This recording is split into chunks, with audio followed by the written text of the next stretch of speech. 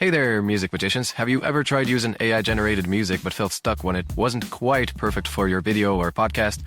It's too long, or rather too short, the timing feels off, or you want to make small tweaks to fit your content? Well, today I've got you covered. In this video, I'll show you how to easily edit AI-generated music using CapCut, which is a free and quite an intuitive tool. And you'll learn how to make those basic edits, adjust timing, and even add a touch of your own magic to transform any track into a perfect fit. So let's get started. Editing clips on CapCut groove tight. So first of all, for this video, I make sure that we have some music. And for that, I'll just head over to Suno AI. I'm going to create a track. I have an idea because I've got some footage previously that was never used, and I'm going to show it to you a little bit later. But first of all, I'll make the track, and you'll see how easy it is. Although I actually did spend some time making some tweaks and listening to the track. Well, let's not spend too much time on it because the point of the video is to show you how to actually edit it in CapCut, right? So first thing I'm going to do is open a new CapCut project, and I'm going to import all the files that I need for this project just by dragging them from the browser into import area. Next thing I do is bring the audio file that I just downloaded from Suno into the timeline, and you can already preview it by clicking the play button. I'll make it a little bigger so that you can see what's going to happen with the volume. And first of all, you can adjust the fading just by dragging the little black dots on the file itself. You can also do it from the right side, and you can adjust the volume there, or you can do it on the timeline interface itself. Next thing I'm going to do is bring Mona Lisa, who is not that much in favor of AI music, and I guess for a person of her age, it's understandable.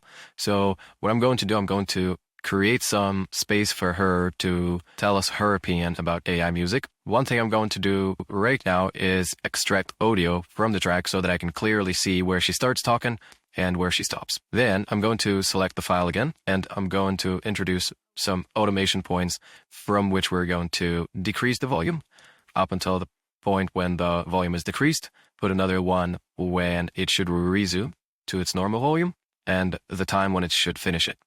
And I can just control it very intuitively on the right side. I could also drag them right on the timeline. Now that it's done, let's just give it a listen. AI music audio quality sucks.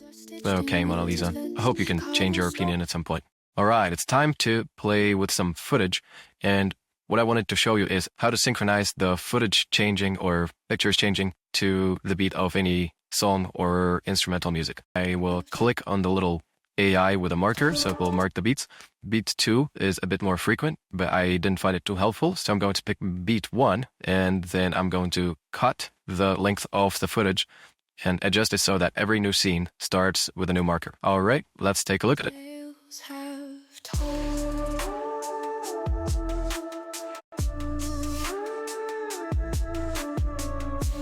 That's the chain bridge in Budapest.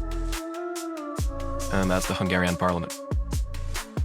Christmas lights and lanterns glow, arches kissed by icy snow, voices held in frosty breath, whisper love that conquers. All right, not bad. All right, the next cool thing I wanted to share with you is the vocal isolation. There's a number of tools that are able to perform it. I personally prefer to do it in my DAW, and it's actually doing a better job than CapCut, but CapCut can do a decent job if you actually want the simplicity. So in order to use the vocal isolation, click on the checkbox there.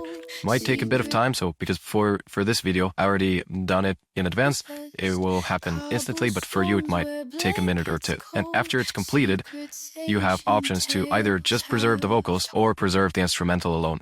And what this can be useful for is if you want to use a track, but you don't want the singer to distract somebody from whatever you have in the video, then you can get the instrumental pretty easily and put it in your video without anybody singing in the background.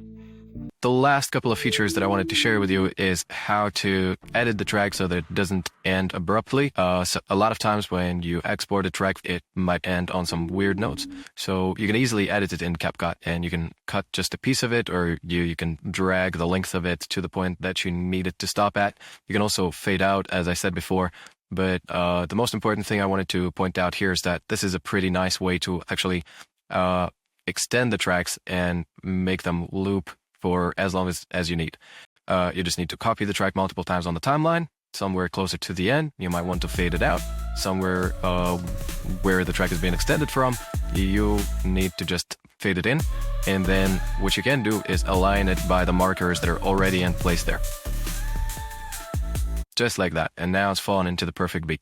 This way you can loop it to go on and on and on if your video is significantly longer than your initial background music is. And that's a wrap. Now you know how to edit AI-generated music like a pro using CapCut. From trimming and adjusting to extracting vocals, syncing with video rhythms, and even extending your background music seamlessly with crossfades. If you found this tutorial helpful, don't forget to like, subscribe, and hit that notification bell so you won't miss any of my future tips and tricks for making your content sound amazing. Got questions or ideas for future videos? Drop them in the comments below. I'd love to hear from you. Thanks for watching and keep creating magic. See you next time.